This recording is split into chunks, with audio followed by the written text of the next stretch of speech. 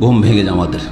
অনেকের কাঁচা ঘুম, বারবার ঘুম ভাঙে, অথবা যে কোনো কারণে রাতের ঘুম ভেঙে গেল, আসলে এখন উঠবেন না, এখন আরো ঘুমাবার সময় হয়তো আছে, এইরকম সময়গুলিতে বিশেষ করে, অথবা তাহাজ্জুদ পড়ার জন্য এখন উঠবে, এখনো ফজর হয়নি, তাহাজ্জুদ পড়ার জন্য উঠবেন।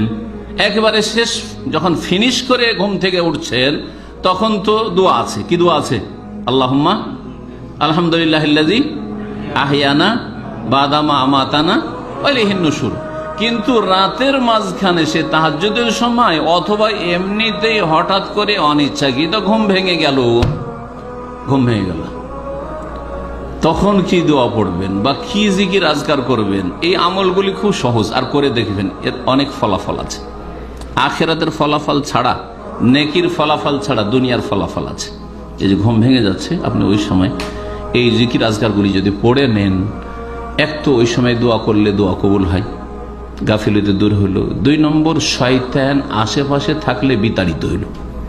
শয়তান আপনার ক্ষতি করার চেষ্টা করবে, আপনার পরিবারের ছেলে মেয়েদের ক্ষতি করার চেষ্টা করবে, আপনার ধন সম্পদের ক্ষতি করার চেষ্টা করবে, আপনার ইমানের আমলের ক্ষতি করার চেষ্টা করবে, আপনাকে পেরেশান করার চেষ্টা করবে, খারাপ স্বপ্ন দেখিয়ে এসব করবে শয়তান।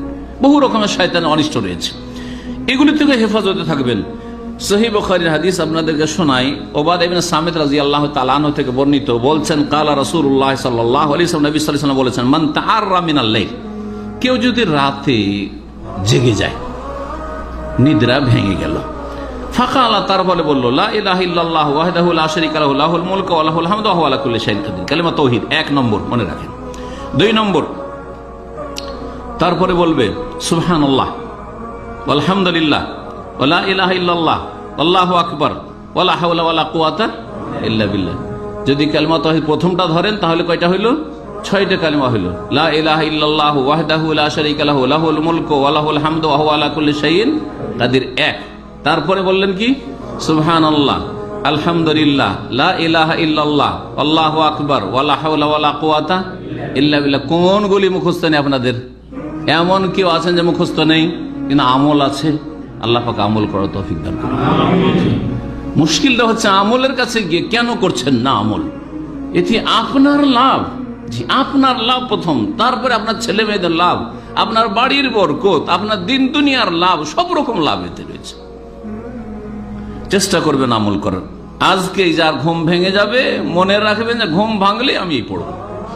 তারপরে আরেকটা জিনিস আমি পরীক্ষা করে দেখেছি, হয়তো কখনো কখনো এরকম হয় যে ঘুম টাইম বে টাইম হয়ে যায়, মানে অভ্যাস আছে হয়তো রাত 11টায় ঘুমিয়ে যাওয়ার, একদিন হয়তো লেট হয়ে গেছে, যার ফলে ওই দিন কি হয়, ঘুম আসতে চায় না, ঠিক হয় না এরকম।